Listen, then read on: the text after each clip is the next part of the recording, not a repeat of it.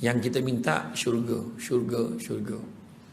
Dan Allahumma khtim alaina bihusnil khatimah wala tahtim alaina ya Allah bisu'il khatimah. Kita minta dengan Allah setiap kali doa kita minta. Itu sedekah banyak-banyak, sebab bila sedekah orang tu tahu apa maksud lapang dalam kubur.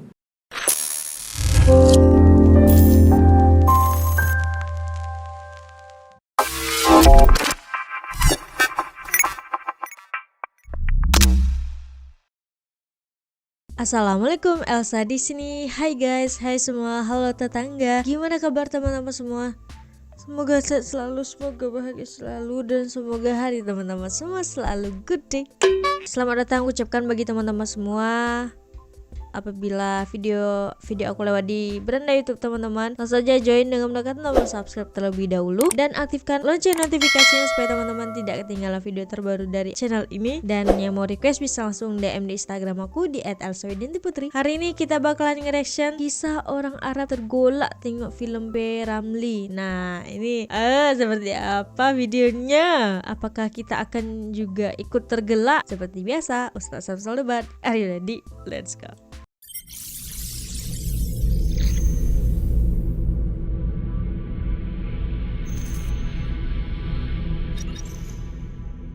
Riwayat dari Utbah Al-Ghulam radhiyallahu anhu, dia termasuk ahli fasik dan fujur. Tadi yang kita kata tadi, fajir yang tadi kan.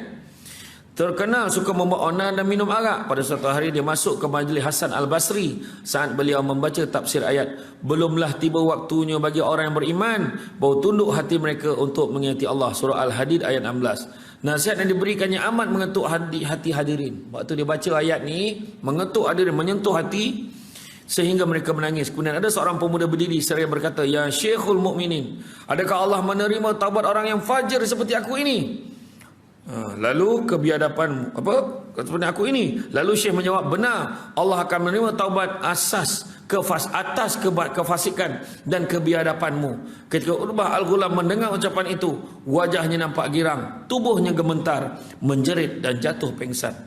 Ketika dia sedar, Hasan lalu mendekatinya lalu membaca syair, "Wahai pemuda yang maksiat kepada Rabbul Izzati, tahukah engkau balasan orang yang derhaka? Baginya neraka syair penuh gemuruh jalaan api. Di hari tidak boleh berbuat apa-apa lagi. Jika tahan api neraka, berbuatlah derhaka. Jika tidak, tinggalkan saja. Atas dosa yang kau telah perbuat, hapuskanlah sungguh-sungguh dengan bertaubat." Taubat. Sebabnya ada orang cakap tu, kita tak apa, kau kena ingat, walau macam mana kita kena seksa sekalipun, tetap masuk syurga akhirnya. Confident dia cakap kan. Yang pertama kita kena ingat, setahun di mahsyar tak sama dengan setahun kita di dunia. Tak sama. Kan? Tiba-tiba dah 1442 Hijrah. Tiba-tiba ayat Tetapi satu lagi, siksaan api tu takkan tertahan kita dah. Tak tertahan. Percikkan apinya sahaja. Percikkan, bukan api lagi, percik saja.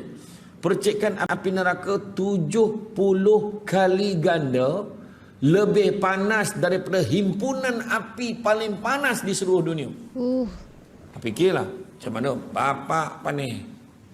Kan? Jadi mana kata, janganlah minta-minta. Yang kita minta syurga, syurga, syurga. Dan Allahumma khtim alaina bihusnil khatimah wala tahtim alaina ya Allah bisu'il khatimah. Kita minta dengan Allah setiap kali doa kita minta. Itu sedekah banyak-banyak, sebab bila sedekah orang tu tahu apa maksud lapang dalam kubur. Kadakun berselisih itulah usuk gitu, sebab duduk dalam kubur yang sempit. Mendengar syair itu kembali Utbah menjerit dan jatuh pingsan. Pingsan sebab kegembiraan tadi. Dan ketika telah sedar dia berkata, "Wahai Syekh, apakah Allah menerima taubat orang hina seperti aku ini?" Kemudian Syekh berkata, "Apakah dia terima taubat hamba yang membuat maksiat selain Tuhan yang Maha Pemaaf? Allah Maha Mengampun. Apa lagi yang kau nak?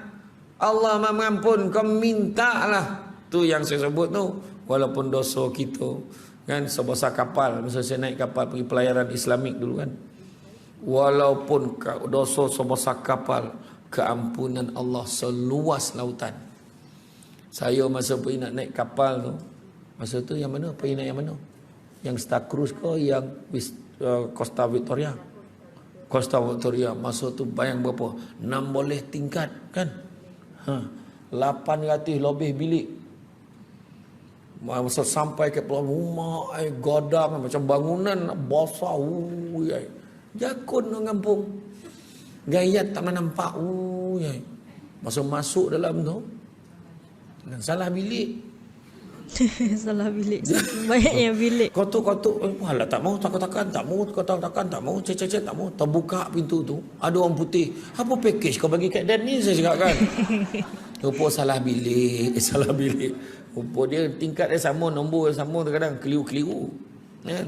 Tanya aja kan, keliru-keliru. Kita kena tahu naik kat mana. Ada lift kapal tu. Tapi kita rasa besar benar, tapi bila sampai kat tengah laut, tak nampak darat dah ni, keliling ni memang laut aja. Masa tu terasa kocik kapal ni. Baik tenggelam kapal ni, saya fikir la ilaha illallah. Yo, masa tu terasa macam tu. Terasa. Tu yang paling seronok sekali, momen yang paling menyeronokkan adalah apabila kita dapat peluang solat dekat atas kapal. Saya last itu kapal Vietnam. Pergi Vietnam. Dragon apa dah nama kapal tu. Dia tak bosan untuk 100 orang kan. Ya Allah, buat seronok masa kita nak semayang tu, kita dengar, kita qiyamul lail dulu. Habis ya, setiap kali semayang sunat, tengok kompas. Okey, pusing menghadap senyap pula kiblat kapal tu pun baru bah. Habis semayang, okey senyap pula, dah pusing belakang, dah perempuan nak depan, belakang, perempuan nak belakang kan tu. Lepas tu anak lelaki semua kena pakai seluar, tak boleh kain. Angin kuat, tersingkap. Hilang-hilang Fatihah orang belakang tu. Yo. Tu.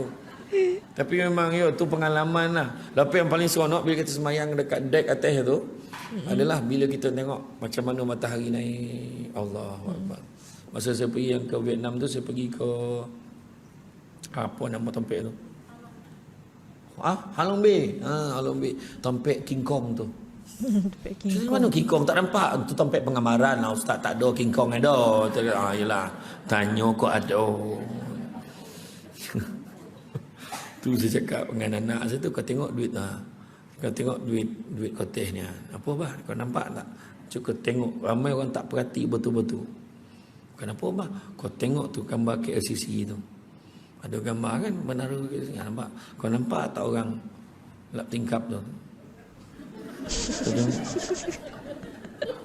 Tak ada bah. Oh, dia cuti ni. Lain kali lah kau tengok. Orang kena menghati ni. Abah ni. Abah. Abah ni macam tu. Aduh. Jadi makna kata, apabila diterima taubat hamba membuat maksiat selain Tuhan pemaaf, dia kata Tuhan Maha mengampun. Lalu pemuda itu menghadapkan kepalanya ke langit dan memanjatkan doa. Pertama dia berkata, ya Tuhanku, jika engkau terima taubatku serta mengampuni dosaku, muliakanlah aku dengan faham dan hafalan, sehingga aku hafal setiap ilmu dan ayat-ayat yang aku dengar.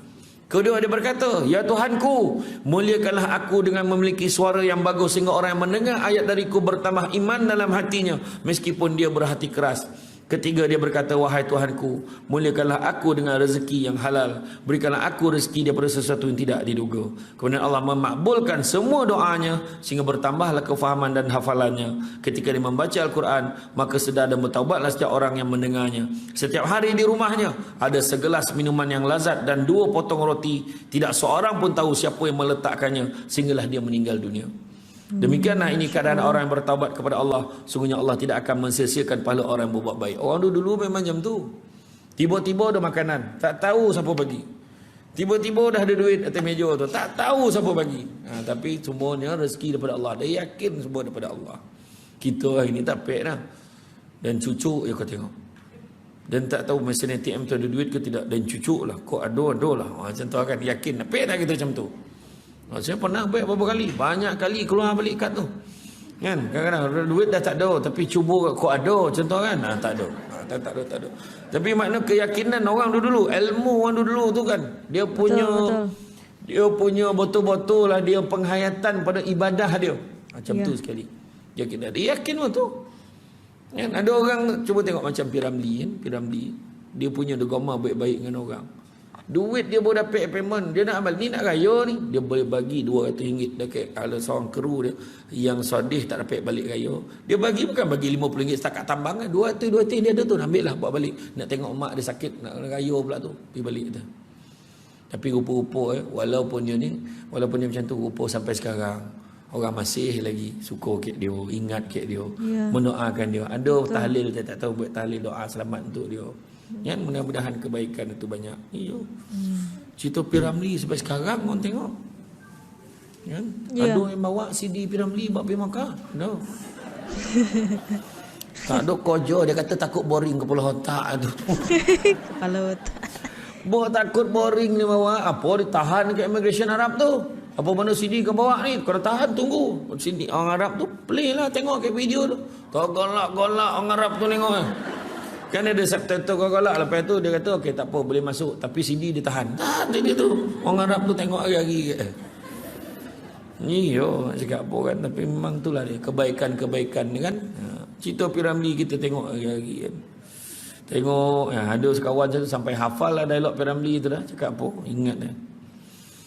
Kan ketika baca Quran. Okey dah. Ada sebahagian ulama ditanya,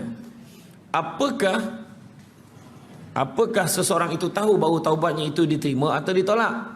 Macam mana nak tahu? Boleh tahu tak taubat itu diterima atau ditolak? Lalu ulama itu menjawab, tidak ada kepastian dalam hal itu, akan tetapi ada tanda-tandanya. Bagi orang yang diterima taubatnya, dia sentiasa akan menjaga dirinya dari maksiat. Dalam hati seolah-olah tidak ada kegembiraan dan sentiasa mengingati Allah. Dia macam tak gerah gembira suka-suka benar, tapi dia ingat Allah selalu. Dia suka bergaul dengan orang-orang yang soleh dan menjauhi orang-orang yang fasik. Jumpa campur dengan orang baik. Contoh datang kuliah duha di Masjid Ibn Abbas. Ni campur orang baik-baik kat sini ni. Mudah-mudahan kan. Dan dia menganggap banyak terhadap dunia yang dia menganggap banyak terhadap dunia yang sedikit. Walaupun dia sedikit, banyak tu apa? Banyak manfaat dari segi ibadah yang dia nak buat. Bukan kata dia bergembira dengan dunia ni, tetapi dia menganggap sedikit pada amal akhirat yang banyak. Kan kalau dia beribadah tu dia rasa dia baik banyak kan? Tak, ni sikit ni. Dia mengaji sikit ni. Tu sebab sahabat-sahabat sampai 70,000 kali istighfar sehari. Kita 1,000 tu kira banyak dah tu. 70,000 kan. Tetapi dia menganggap sikit terhadap amal akhirat banyak, hanya sentiasa terpaut dengan sesuatu yang telah diwajibkan Allah atas dirinya. Dia menjaga mulutnya, selalu berfikir, bersedih dan menyesal atas dosa yang dilakukan. Jadi itu sebab tu, perempuan yang dikasihi sekalian, mudah-mudahan kita menjadi golongan yang sentiasa bertaubat kepada Allah. Amin. Nah, itu dia tentang video ceramah dari Ustaz Samsul Debat. Banyak banget ilmu yang aku ambil, yang aku dapatkan, manfaat yang aku dapatkan, pelajaran yang aku bisa terapkan dalam kehidupan sehari-hari. Dan semoga teman-teman juga merasakan hal yang sama seperti apa yang aku rasakan pada video kali ini. Udah kayaknya cukup sekian video reaction ini. Bagi teman-teman yang suka sama video ini, jangan lupa untuk like, komen, dan subscribe. Kita ketemu di next video. Bye-bye. Assalamualaikum.